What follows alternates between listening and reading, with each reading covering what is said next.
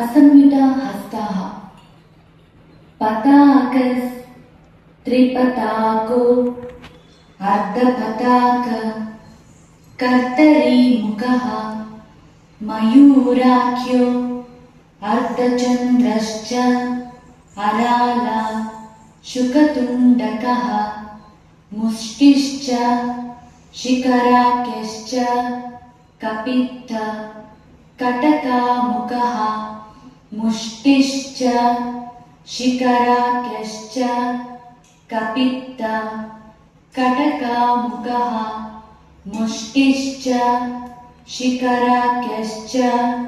कपित्थ कटकामुखः सूची चन्द्रकला पद्मकोश सर्पशिरस्तथा मृगशीर्ष सिंहमुखः काम्बूलश्च अलपद्मकः चतुरो भ्रमरश्चैव हंसास्यो हंसपक्षकः सन्दंशो मुकुलश्चैव ताम्रचूड त्रिशूलकः